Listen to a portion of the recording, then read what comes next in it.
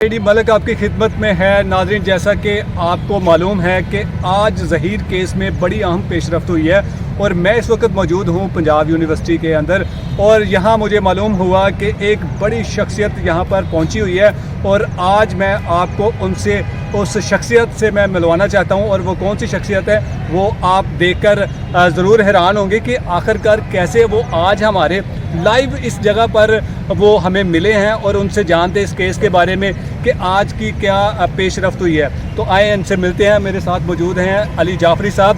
जाफरी साहब, आपका बहुत शुक्रिया। आप पहले मुझे ये बताएं कि यहाँ क्या करने आए हैं? मैं यहाँ पे दोस्तों के साथ आया था। अच्छा सर, गपशप करने हम आ जाते होते हैं यहाँ पे कैंटीन पे। अच्छा, तो जाफरी साहब मुझे बताएं कि आज जो चलान पेश हुआ फिर उसके बाद एडिशनल जज ने फौरी चलान को वापस कर दिया कि इसमें जो दफात लगाई गई हैं वो किसी सूरत बनती नहीं है। यार मुझे समझ नहीं आ रही है कि ये सिंध पाकिस्तान में ही है कि उसके कवानीन टोटल डिफरेंट हैं। ये जो प्रोसिक्यूटर है, ये जो प्रोसिक्यूशन का डिपार्टमेंट है सिंध का, क्या ये ला करके नहीं आते? क्योंकि आप एडीपीपी का भी एग्ज़ाम जब देते हैं ना तो 2 साल की प्रैक्टिस उसमें लाजमी होती है।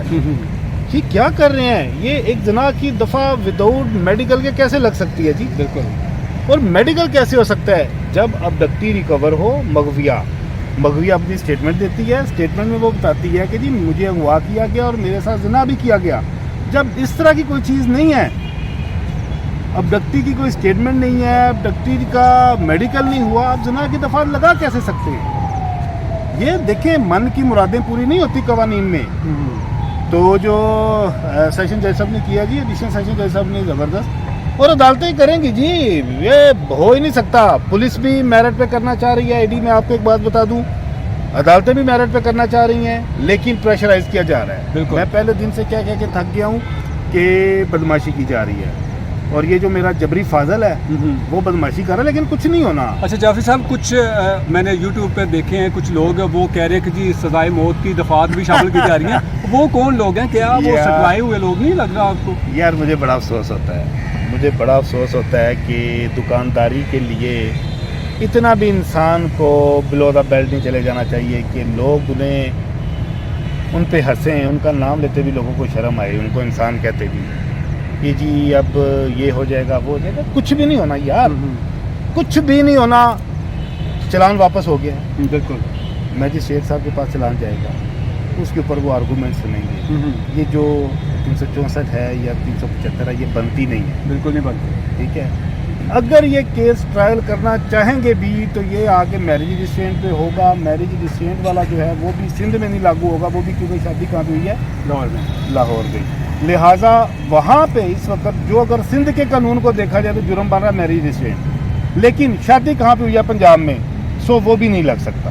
तो ये बदमाशी है, जितनी करना चाहें कर लें। और ये जिन लोगों ने मिठाइयाँ ली हैं तो उनके लिए है जी नो एडवांस नो रिफंड, उनकी वापस नहीं होने वाली। जाफरी साहब, आपने 2 दिन पहले ख़त भी लिखे हैं सदर पाकिस्तान को, वफाकी वज़ीर कानून को, तो वो क्या आप बताएं ज़रा नाज़रीन को, ताकि वो सुनना चाहते हैं कि आपकी ज़ुबानी के वो उनको ख़त लिखने का मकसद क्या था?